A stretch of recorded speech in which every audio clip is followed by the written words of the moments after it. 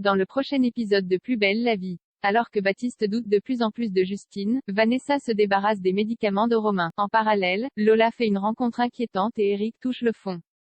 Attention, les paragraphes qui suivent contiennent des spoilers sur l'épisode de Plus belle la vie diffusé demain soir sur France 3. Si vous ne voulez rien savoir, ne lisez pas ce qui suit. Mercredi 31 août dans Plus belle, Baptiste a-t-il raison de douter de Justine? Baptiste est inquiet. Après s'être réveillé seul dans son lit en pleine nuit, il essaye de joindre Justine en vain sur son téléphone quand la jeune femme rentre enfin à l'appartement. Baptiste cherche à savoir où elle était, et Justine prétend être tout simplement allée courir. Elle est touchée de voir que Baptiste s'est inquiété pour elle. Le lendemain, Baptiste, Justine, et leurs collègues inspectent le lieu d'un incendie qui s'est déclaré la nuit dernière. Justine repère rapidement un coquillage d'ormeaux dans une zone qui n'était pas priorisée. Le colonel Gransart est surpris mais félicite Justine pour ce nouvel indice qui pourrait les mener sur la piste de la pyromane. Justine ne veut rien lâcher, elle sait que si la pyromane fait partie de la secte de Jourdan, cela peut être très dangereux car Jourdan est imprévisible.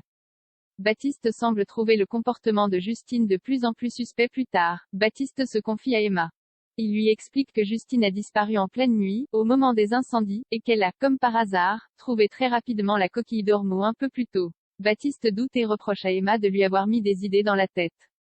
Il ne sait plus quoi penser. Emma lui fait alors comprendre que si Justine est coupable, il pourrait peut-être enfin se retrouver et former à nouveau une famille. Vanessa se débarrasse des médicaments de Romain après avoir été drogué à son insu par Vanessa. Romain se réveille avec un méchant mal de tête. Le médecin souhaite prendre un paracétamol mais sa nouvelle compagne lui propose de lui faire une tisane de menthe poivrée, qui selon elle est un remède naturel bien plus efficace. En parallèle, en entendant à la radio que les incendies commencent à faire des ravages non loin de la zone où se trouvent Vanessa et Romain, Émilie et Sylvia commencent à s'inquiéter pour leur ami. D'autant plus qu'elles n'ont pas de nouvelles. Sylvia suggère donc à Émilie de demander de l'aide à Patrick pour borner le téléphone de Romain.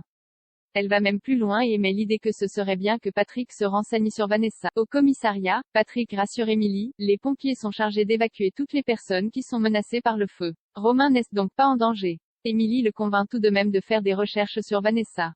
Patrick découvre alors que la nouvelle compagne de Romain a fait l'objet d'une plainte il y a plusieurs années pour harcèlement au travail et abus de pouvoir. Vanessa a poussé au burn-out plusieurs employés et elle finit par être virée. Pendant ce temps, dans le cabanon de Vanessa, Vidal cherche désespérément sa trousse à médicaments.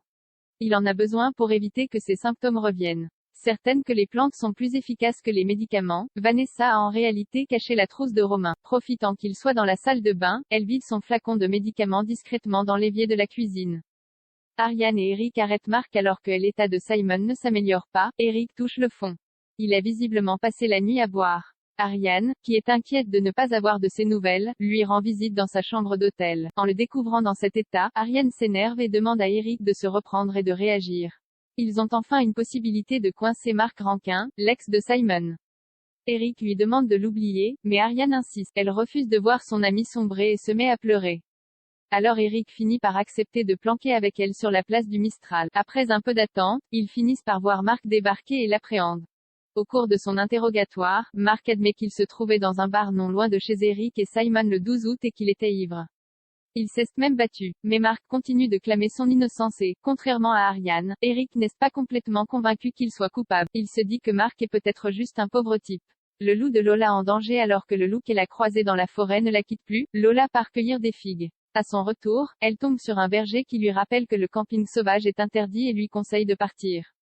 Il est armé d'un fusil de chasse et prétend que c'est pour protéger ses brebis. En effet, le loup a massacré 3 de ses bêtes durant la nuit. Comprenant qu'il cherche à tuer le loup, Lola prétend ne pas avoir vu l'animal. Mais le berger semble déterminé à tuer le prédateur qui s'en est pris à ses brebis. Lola menace alors d'appeler la police mais l'individu devient menaçant et détruit le téléphone de l'adolescente. Lola devait appeler Kylian à une heure précise, mais le jeune homme est sans nouvelles d'elle. Il commence à se faire du souci pour sa sœur et fait part de son inquiétude à Sounali. Kylian décide de laisser passer la nuit. S'il n'a pas de nouvelles d'ici le lendemain, il parlera à Gabriel et Thomas. Pendant ce temps, dans la forêt, Lola fait tout pour faire fuir le loup afin de le protéger. Mais alors que l'animal s'éloigne, elle entend un coup de feu.